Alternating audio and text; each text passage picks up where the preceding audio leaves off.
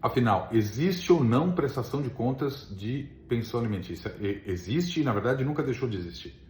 O que houve foi uma grande confusão em que o STJ já se manifestou para tentar diferenciar esses conceitos, mas é uma confusão que, inclusive, contamina até hoje decisões nossas de primeira instância.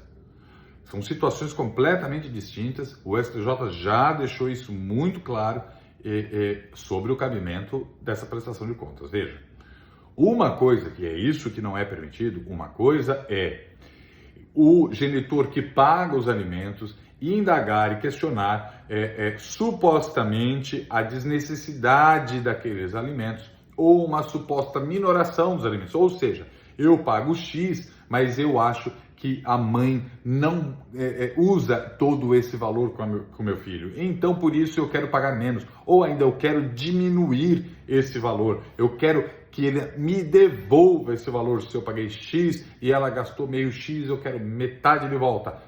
Ação de prestação de contas para que devolva o indébito. Não é assim que funciona nos alimentos, inclusive pelo princípio da irrepetibilidade. Mesmo que isso ocorresse assim, que assim fosse, não se devolveria esse valor, porque era um valor de verba alimentar e não há devolução desse valor. Isso não cabe. Essa ação realmente não existe e não cabe, certo? Porque aqui quer discutir sobre o valor dos alimentos, vai ter uma ação própria, que é a ação revisional de alimentos. Não é disso que estamos falando. A ação de prestação de contas, e eu gosto de chamá-la mais como ação de fiscalização, porque ali fiscaliza-se o poder familiar, ali fiscaliza-se o exercício do poder familiar e a utilização do monetário, do valor alimentício, da verba alimentar, da pensão alimentícia. Então eu posso fiscalizar sim, e devo, olha só que interessante, porque todo pai e mãe não pode, mas deve fiscalizar o melhor interesse da criança e o exercício, inclusive, do poder familiar, até mesmo de um cônjuge contra o outro cônjuge, ok? De um pai com a mãe com o pai. Então, é dever dele fiscalizar.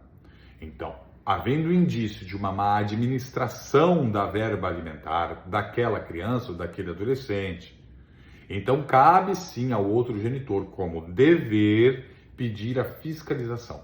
Se aquela verba realmente está sendo utilizada em favor de quem necessita da pensão alimentícia. Se aquela verba não está sendo desviada ou mal utilizada, como má utilização de bens daquela criança ou daquele adolescente. Aqui cabe a previsão processual, a previsão material e jurisprudência pacificada pelo STJ. Então a resposta é sim, existe e cabe a ação de prestação de contas e, melhor chamando, de fiscalização de pensão alimentícia.